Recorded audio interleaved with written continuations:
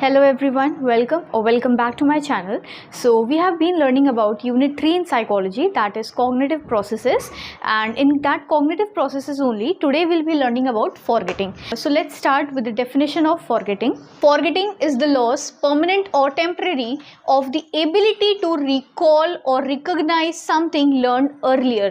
That means forgetting क्या होता है? Forgetting is that condition जिसमें आपने कोई भी चीज़ जो पहले सीखी हुई है, प्रीवियसली आपने उसको लर्न किया हुआ है या उसे सीखा हुआ है, आप उसको रिकॉल नहीं कर पा रहे हो या रिकॉग्नाइज नहीं कर पा रहे हो या रिमेंबर नहीं कर पा रहे हो, आपको उसे याद करने में प्रॉब्लम हो रही है, आप उसे भूल गए हो. ठीक है, ईदर परमानेंट और टेम्परेरी, या तो कुछ टाइम के लिए आपको वो चीज़ याद नहीं आ रही है या पूरी तरह से आप उसे भूल चुके हो, तो that condition is called forgetting. Okay, so this definition is according to Moon in 1967. Next is forgetting means failure at any time to recall an experience when attempting to do so or to perform an action previously learned. This definition was given by Drever in 1952. So according to this definition, forgetting means failure at any time to recall an experience. When you are having a problem in recalling an experience, आपने कोई भी particular experience, you have come across a particular experience in your life and now you are facing difficulty in recognizing that particular experience or in recalling that particular experience, that is known as forgetting. That means या फिर कोई भी एक particular action है, कोई चीज़ आपने सीखी थी, आप उसे परफॉर्म नहीं कर पा रहे हो, you don't know how to perform that particular action. तो उस टाइम पे जब आपको बार बार फेलियर मिल रहा है इन रिकॉग्नाइजिंग दैट एक्सपीरियंस और in performing that particular action, that condition is known as forgetting. Okay, so forgetting basically means failure in recognizing or remembering a particular experience or in performing a particular action. तो अभी हमने देखा forgetting क्या होता है. Forgetting is just the opposite of remembering. जो भी चीज़ें आपने याद की हुई हैं या जो भी चीज़ें आपने सीखी हुई हैं, जब आप उसे भूल जाते हो, that is called forgetting. Okay, तो फॉरगेटिंग जो होता है दो टाइप का होता है. पहला होता है हमारा natural forgetting and next one is morbid forgetting. इसे हम एबनॉर्मल फॉरगेटिंग भी कहते हैं. ठीक है, तो नेचुरल फॉरगेटिंग क्या होता है? जब कोई भी पर्सन नेचुरली चीज़ों को भूल जाता है with the lapse of time, यानी समय के साथ धीरे धीरे चीज़ों को भूलने लगता है, उसे कहते हैं हम नेचुरल फॉरगेटिंग. और मॉर्बिड फॉरगेटिंग में क्या होता है? मॉर्बिड फॉरगेटिंग में जब पर्सन डेलिबरेटली यानी जान के चीज़ों को भूलने लगता है समय के साथ, तो with the lapse of time natural forgetting होता है. ठीक है, कि समय के साथ धीरे धीरे चीज़ें आप भूल गए कि आपने कोई भी पर्टिकुलर चीज़ 3 साल पहले या 4 साल पहले सीखी थी, अब आप 4 साल के बाद उस चीज़ को भूल गए हो, तो उसको कहते हैं नेचुरल फॉरगेटिंग. एबनॉर्मल फॉरगेटिंग या मॉर्बिड फॉरगेटिंग क्या होता है? जब पर्सन डेलिबरेटली जान के चीज़ों को भूलने लगता है या भूल जाता है, उसको कहते हैं मॉर्बिड फॉरगेटिंग या एबनॉर्मल फॉरगेटिंग. हो सकता है कि उसकी लाइफ में कोई पास्ट पेनफुल एक्सपीरियंस रहा हो जिसे दैट इज़ वेरी ट्रॉमेटिक और that is very stressful for him, तो वो पर्टिकुलर पर्सन उसको ओवरकम करने के लिए क्या करता है? उस पर्टिकुलर एक्सपीरियंस को वो भुलाने की कोशिश करता है ना, तो उस चीज़ को हम कहते हैं, उस कंडीशन को कहते हैं मॉर्बिड फॉरगेटिंग. दोनों में एक पर्टिकुलर डिफरेंस क्या है? दोनों में एक मेजर डिफरेंस क्या है? Natural forgetting occurs with the lapse of time, समय के साथ धीरे धीरे फॉरगेटिंग जो प्रोसेस होता है वो होता है. Natural forgetting takes place without the intention of forgetting. मतलब पर्सन का कोई भी इंटेंशन नहीं होता है चीज़ों को भूलने का, but that occurs with the lapse of time, समय के साथ वो चीज़ें भूलने लगता है. और मॉर्बिड फॉरगेटिंग में क्या होता है? डेलिब्रेट फॉरगेटिंग होता है. दैट मीन्स जो पर्टिकुलर पर्सन है वो जान के चीज़ों को भूलता है. हो सकता है उसकी लाइफ में कोई स्ट्रेसफुल पीरियड रहा हो या कोई ट्रॉमेटिक एक्सपीरियंस उसने फेस किया हो, जिसको अब वो ओवरकम करने के लिए वो पर्टिकुलर एक्सपीरियंस को भुला देता है, उसको कहते हैं मॉर्बिड फॉरगेटिंग या abnormal forgetting. Morbid forgetting further दो टाइप का होता है. एक होता है हमारा जनरल, एक होता है स्पेसिफिक फॉरगेटिंग. जनरल फॉरगेटिंग में क्या होता है? जो पर्टिकुलर पर्सन है वो ओवरऑल उसने जितनी भी चीज़ें सीखी हुई है, लर्न की हुई है, सारी चीज़ें भूल जाता है. ठीक है, और स्पेसिफिक फॉरगेटिंग में क्या होता है? उसने जो भी चीज़ें सीखी हैं वो पूरी तरह से नहीं भुलाता है या पूरी तरह से नहीं भूलता है, उसके कुछ स्पेसिफिक पार्ट्स ही ट्राइज टू फॉरगेट, या उसके कुछ स्पेसिफिक पार्ट्स ऐसे होते हैं जो वो भूल जाता है. तो जनरल में ओवरऑल सारी चीज़ें वो भूल जाता है और स्पेसिफिक में only there are some specific specific parts that he forgets. Okay, एक there is one more classification in forgetting, एक दूसरा क्लासिफिकेशन होता है जिसमें दो टाइप की फॉरगेटिंग होती है. First is physical forgetting and the next one is psychological forgetting. Physical forgetting या फिजियोलॉजिकल फॉरगेटिंग क्या होता है, जब आप एज के साथ साथ फॉरगेटिंग टेक्स प्लेस, जब आप एज के साथ, जैसे कहते हैं ना कि एज के साथ साथ धीरे धीरे इंसान को भूलने की दिक्कत होने लगती है, ही टेंड्स टू फॉरगेट थिंग्स. तो जब आप किसी एज फैक्टर की वजह से या कोई डिजीज कंडीशन या मेडिकल कंडीशन जैसे ब्रेन ट्यूमर्स हो गया या हेड इंजरी हो गया या फिर किसी एक्सीडेंट या इन सारे फैक्टर्स की वजह से जब पर्सन चीज़ों को भूलने लगता है या रिकॉग्नाइज नहीं कर पाता है, उसको कहते हैं फिजिकल फॉरगेटिंग. और साइकोलॉजिकल फॉरगेटिंग क्या होता है, जैसे साइकोलॉजिकल फॉरगेटिंग में हो गया हमारा स्ट्रेस की वजह से, एंजाइटी की वजह से, या कोई पास्ट पेनफुल एक्सपीरियंस उस पर्टिकुलर पर्सन की लाइफ में रहा है, या कोई ट्रोमैटिक पीरियड रहा है उसकी लाइफ में, या साइकोलॉजिकल प्रॉब्लम्स हैं, एंजाइटी है, इन सारी फैक्टर्स की वजह से जब पर्सन फॉरगेट करने लगता है उसको कहते हैं psychological forgetting. Okay, so types of forgetting, it is of two types, natural forgetting and morbid forgetting. Natural forgetting में the person forgets things naturally without the intention of forgetting. ये समय के साथ साथ with the lapse of time ही forgets everything. Morbid forgetting को हम abnormal forgetting भी कहते हैं. मॉर्बिड फॉरगेटिंग में पर्सन डेलिबरेटली जान के चीज़ों को भूलता है, ठीक है, या भुलाने की कोशिश करता है. Morbid forgetting is again divided into two types. First is general, next is specific. General में सारी चीज़ें जो भी उसने सीखी हुई हैं या जो भी उसने लर्न की हैं, he will forget in that. Specific में only some specific parts of the learning that he has learned previously, he will forget that.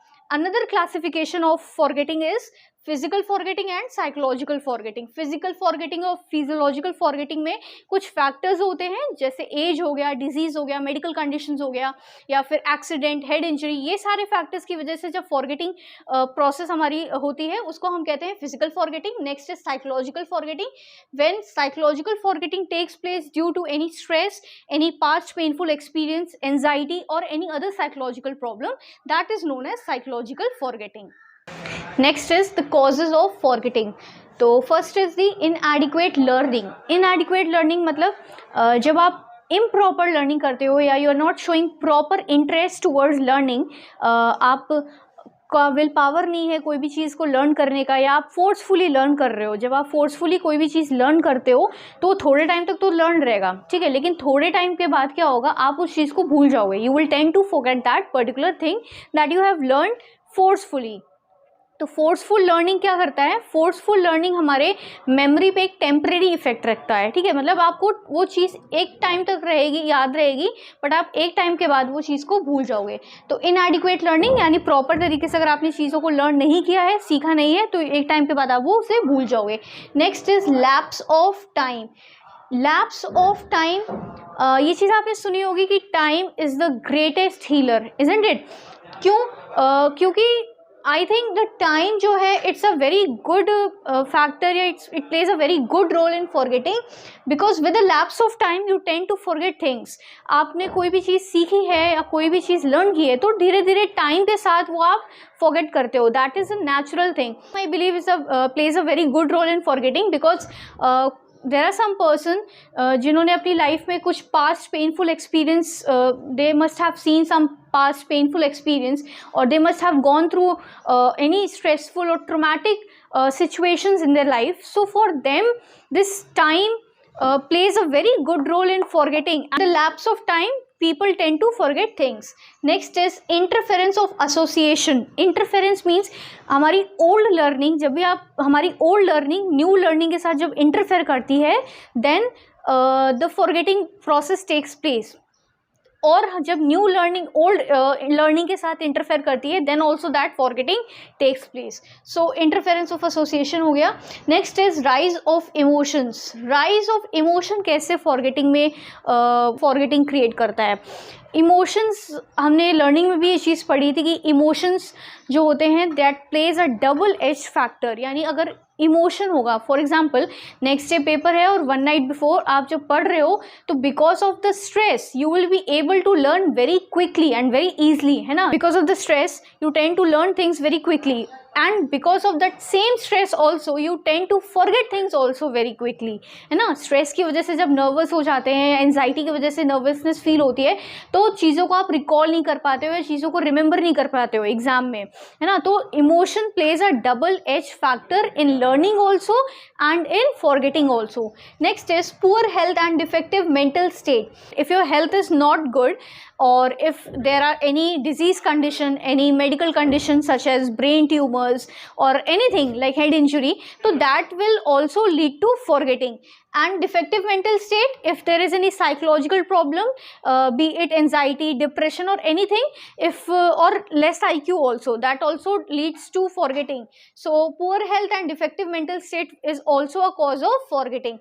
Next is inadequate repetition और प्रैक्टिस ऑफ लर्निंग मटेरियल. ये हमने learning में भी पढ़ा था कि जितना ज़्यादा आप प्रैक्टिस करोगे चीज़ों को, जितनी ज़्यादा बार आपने जो भी चीज़ याद की है या सीखी हुई है, जितना ज़्यादा आप उसे रिपीट करोगे, है ना, उतना ही ज़्यादा आपका लर्निंग स्ट्रॉन्ग होगा, स्ट्रेंथन होगा. ये हमने लॉज ऑफ लर्निंग में पढ़ा था, law of use, law of frequency, है ना. तो सेम वही चीज अगर इनएडिक्वेट रिपीटिशन होगा या इनएडिक्वेट प्रैक्टिस ऑफ लर्निंग मटेरियल होगा, आप जो भी लर्निंग मटेरियल आपके पास है आप उसे प्रॉपरली बार बार रिपीट नहीं कर रहे हो या उसका प्रैक्टिस नहीं कर रहे हो, तो एक टाइम के बाद you will forget that thing. So these are the causes of forgetting. And in addition to these factors, apart from these factors, there are some other factors also, जैसे fatigue हो गया या illness हो गया या disease condition हो गया, any psychological problem हो गया. ये सारे factors भी are the causes of forgetting. So these factors are also the causes of forgetting. Next is theories of forgetting. First one is trace decay theory, next is interference theory, and the third one is repression theory. So first is trace decay theory. Learning में भी हमने laws of learning में पढ़ा था, law of disuse, है ना, कि जब भी हमने कोई चीज़ लर्न की है या मेमोराइज की है, थोड़े टाइम के बाद जब हम उस पर्टिकुलर लर्निंग को यूज़ में नहीं ला रहे हैं, we are not repeating it, we are not revising it, थोड़े टाइम बाद क्या होगा, वो चीज़ डिके हो जाएगी. ठीक है, तो ट्रेस डिके थ्योरी भी यही सजेस्ट करता है, ट्रेस डिके थ्योरी भी यही चीज़ बताती है कि कोई भी लर्निंग आपने की है या कोई भी चीज़ आपने सीखी हुई है, जब आप उसको यूज़ में नहीं लाते हो, थोड़े टाइम के बाद वो क्या होने लगता है, that will gradually starts to fade and will eventually lead to a decay in your memory, है ना. आपकी वो जो पर्टिकुलर मेमोरी है, जब आप वो पर्टिकुलर एक मेमोरी है, धीरे धीरे with the lapse of time will decay और will fade away, that will lead to forgetting. Next is interference theory. Interference theory अभी मैंने पढ़ा था, हमने इंटरफेरेंस थ्योरी अभी हमने पढ़ा था. न्यू लर्निंग जब ओल्ड लर्निंग के साथ या ओल्ड लर्निंग न्यू लर्निंग के साथ इंटरफेयर करता है, that leads to forgetting. Interference theory में दो टाइप के होते हैं ये, एक होता है retroactive inhibition, retroactive inhibition, and the next one is proactive inhibition. Retroactive inhibition में क्या होता है, जब हमारी न्यू लर्निंग ओल्ड लर्निंग के साथ इंटरफेयर करती है, दैट लीड्स टू फॉरगेटिंग. इसका एग्जांपल हो गया, मान लीजिए एक स्टूडेंट है, उसको आपने आज 2 का टेबल सिखाया, ठीक है, उसको आपने आज 2 का टेबल लर्न कराया, 2 दिन बाद आपने उसको 3 का टेबल लर्न कराया, और नेक्स्ट डे जब आप उससे टेबल्स पूछोगे तो उसको 3 का टेबल ज़्यादा अच्छे से लर्न होगा, ज़्यादा अच्छे से याद होगा एज कम्पेयर टू द 2 का table.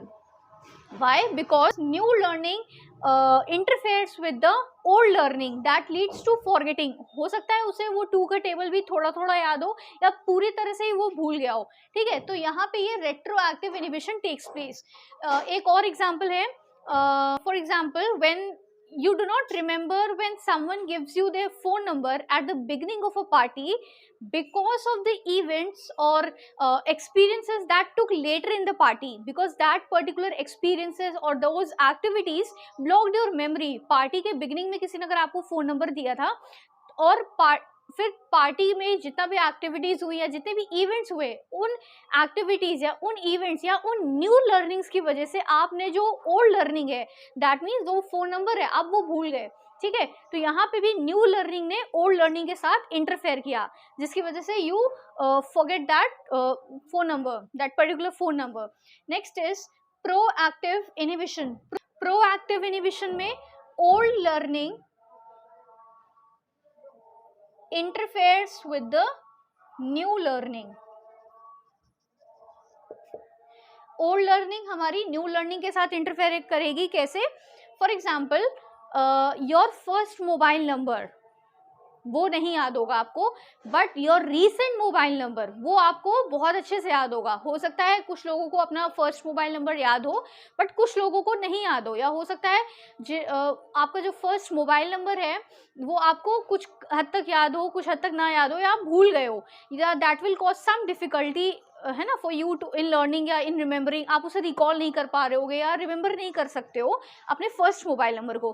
That means your first mobile number here is the old learning. आपका first mobile number old learning है and your recent mobile number is the new learning. So old learning interferes with the new learning, that is known as proactive inhibition, and when the new learning interferes with the old learning, that is known as retroactive inhibition. So this is the interference theory. Next is repression theory. Repression theory was given by Freud's psychoanalytic school of psychology. Repression का मतलब होता है to hold down or to hold back.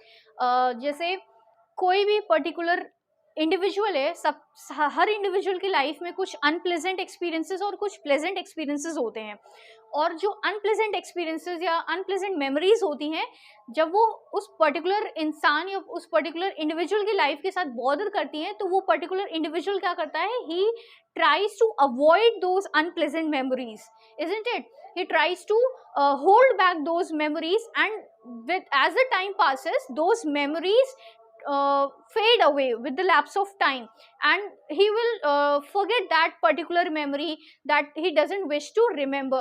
So repression का मतलब होता है avoid करना या hold back करना। तो repression theory ये बताती है कि when you try to hold back, when you try to avoid some emotions, some feelings or some unpleasant memories, that will fade away with the lapse of time.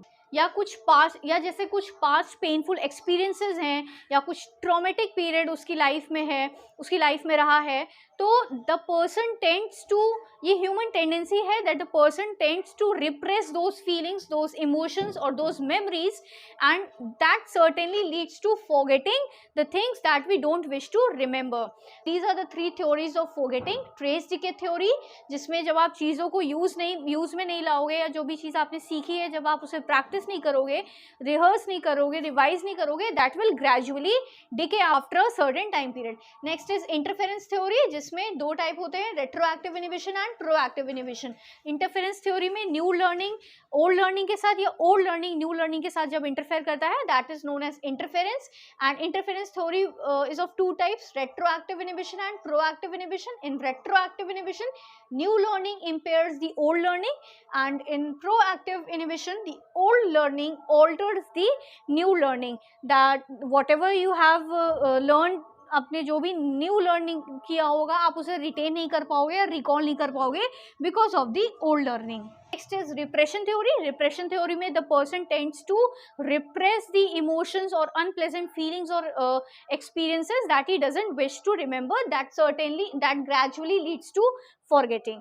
So this was all about forgetting. I hope आप सभी को समझ में आया होगा, और theories of forgetting बहुत important है, this might come in your exams also. और next we'll be learning about intelligence. So I hope you all must have understood this. Please like, share and subscribe. Thank you.